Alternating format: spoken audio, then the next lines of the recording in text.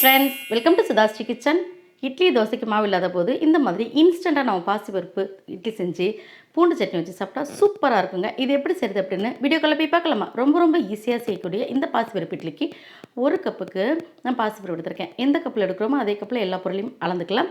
இது கூட 2 டேபிள் ஸ்பூனுக்கு நம்ம மாவு ஜவ்வரிசி எடுத்துருக்கேங்க, சேர்த்தாச்சு. அடுத்தது அதே பாசிப்பருப்பு எடுத்த அதே கப்பில் 1.5 கப்புக்கு ரவை எடுத்திருக்கேங்க.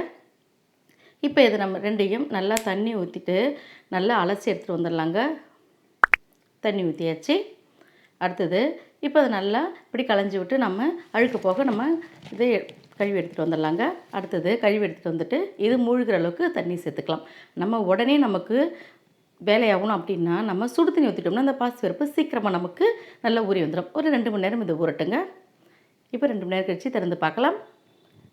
இப்போ பார்த்தீங்கன்னா நம்மளுடைய பாசிப்பருப்பும் ஜவ்வரிசியும் நல்லா இந்த மாதிரி ஊறி வந்திருக்கு பாருங்கள்.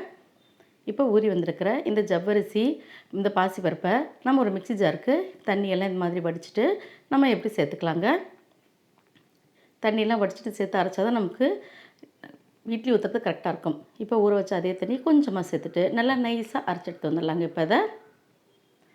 இப்போ நைஸாக அரைச்சி எடுத்து வந்தாச்சு. அரைச்சி எடுத்துகிட்டு வந்ததை இந்த பவுலுக்கு மாற்றிக்கலாம். இப்போ இந்த பவுலுக்கு மாற்றியாச்சு. அடுத்தது நம்ம ஊற வச்ச ரவையும் தண்ணியெலாம் வடிச்சிட்டு இந்த மாதிரி நல்லா பிழிஞ்சு விட்டு சேர்த்துக்கலாம். நமக்கு தேவைப்பட்ட பிறகு தண்ணி சேர்த்துக்கலாம். இப்போ நம்ம தண்ணி பிழிஞ்சு விட்டு சேர்த்தா தான் இட்லி வைக்கிறது கரெக்டாக இருக்கும். இப்போ இந்த மாதிரி கொஞ்சம் கொஞ்சமாக நம்ம கை பொறுக்கிற மாதிரி இந்த மாதிரி செஞ்சுக்கலாம். இல்லைனா நம்ம வடிகட்டியில் வச்சு கூட நம்ம வடிகட்டி சேர்த்துக்கலாம். இப்போ எல்லாத்தையும் இந்த மாதிரி பிழிஞ்சு நான் சேர்த்துட்டேன். இன்றைக்கி எல்லாத்தையும் சேர்த்தாச்சு. அடுத்தது ஒரு கரண்டி வச்சு பாசிப்பருப்பும் இந்த ரவையும் நல்லா கலந்து விடுற மாதிரி இப்படி கலந்துடணும். நமக்கு இட்லி மாவு பதத்துக்கு கரெக்டாகவே ரெடி ஆகிடுச்சு பாருங்கள். தேவைப்பட்ட தண்ணி சேர்த்துக்கலாம், இல்லை இதே போதும் நமக்கு. இது கூட தேவையான அளவுக்கு உப்பு சேர்த்துக்கலாம். ஒரு 1/4 டேபிள் ஸ்பூனுக்கு பேக்கிங் சோடா சேர்த்துக்கலாம். சேர்த்துட்டு மறுபடியும் இதை ஒரே பக்கமாக நல்லா இந்த மாதிரி நல்லா கலந்த பிறகு உடனே நம்ம இட்லி ஊற்றினுங்க.